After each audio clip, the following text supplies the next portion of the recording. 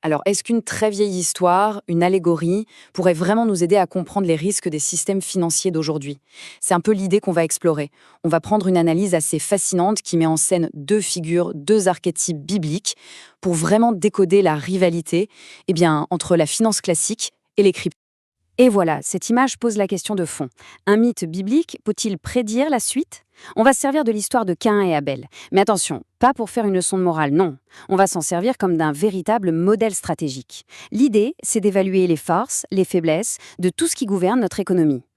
Bon, voilà le programme. D'abord, on va poser les bases avec la rivalité fraternelle. Ensuite, on verra ce que ça donne en termes d'archétype, l'agriculteur contre le berger. Puis, on plonge dans le vif du sujet. Caïn, fiat contre Abel crypto. On comparera l'efficacité et la robustesse. On se demandera pourquoi aujourd'hui c'est différent. Et on terminera avec un petit avertissement tiré de l'histoire. C'est parti! Allez, on commence par le commencement. Pour que l'analogie tienne la route, il faut revenir à l'histoire originale. On va regarder la source du conflit au cœur de ce récit fondateur. Donc, pour résumer, on a les deux premiers fils d'Adam et Ève. Caïn, l'agriculteur, sédentaire, et Abel, le berger, nomade. Les deux font une offrande.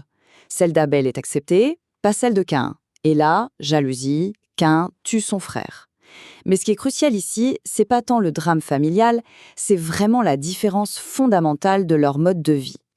Caïn, il est lié à la terre, à l'accumulation, au fixe. Abel, lui, il est mobile, il bouge, il s'adapte à son environnement. Et c'est cette opposition-là qui va être la clé de toute notre analyse. Ok, le décor est planté.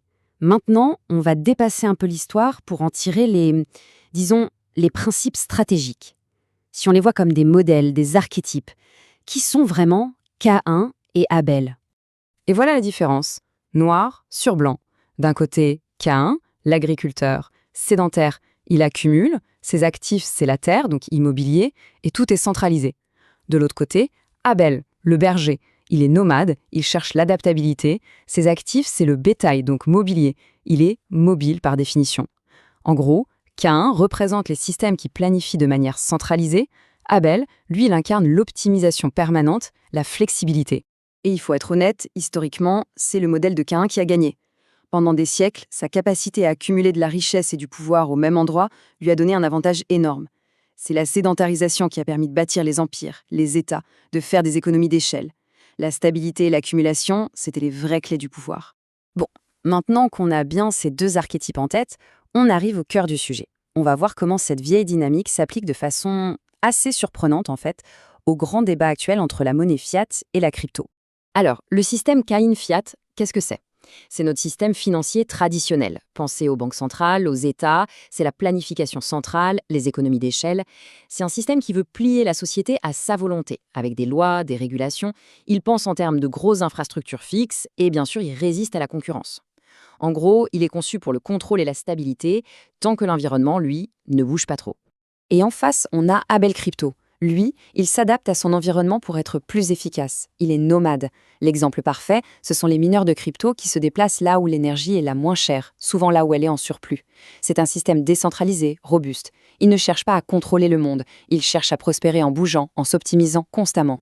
Cette image, elle est géniale pour illustrer un point essentiel. Rappelez-vous, l'offrande d'Abel est acceptée. C'était un sacrifice réel, coûteux, eh bien c'est une analogie parfaite pour le concept de preuve de travail dans le monde des cryptos. Pour qu'une transaction soit validée, il faut une dépense d'énergie réelle, mesurable. C'est un sacrifice vérifiable qui prouve l'authenticité et sécurise le réseau. Ok, on a nos deux camps, nos deux systèmes. Maintenant, il faut les évaluer. Et on ne va pas le faire sur le plan de l'idéologie, non, mais sur celui de la stratégie.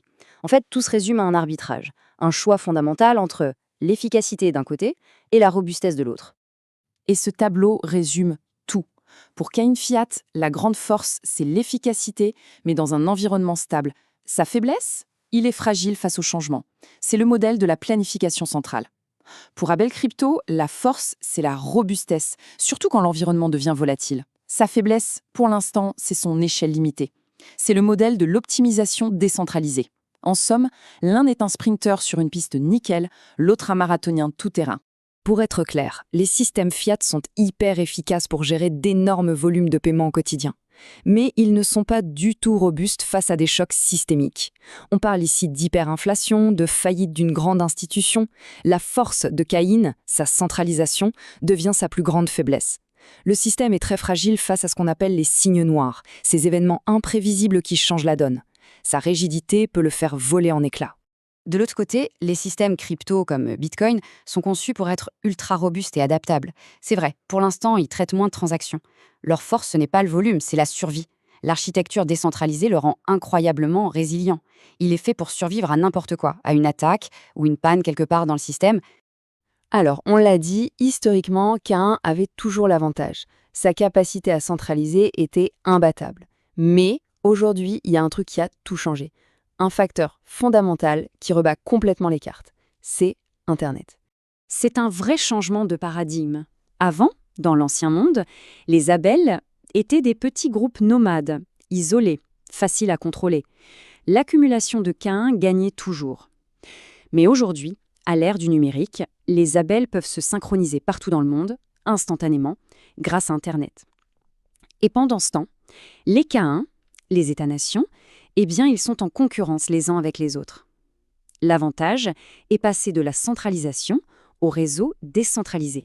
Ce qu'il faut retenir, c'est que les réseaux pair à pair et la technologie open source, ça favorise l'adaptabilité. Ça donne un avantage stratégique énorme face à la lourdeur, à la bureaucratie parfois byzantine des grands systèmes centralisés.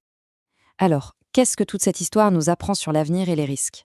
La vraie conclusion, ce n'est pas de savoir qui va gagner. C'est plutôt un avertissement, et un avertissement assez sérieux pour les systèmes en place. La vraie question, ce n'est pas « est-ce qu'un système va détruire l'autre ?» Non.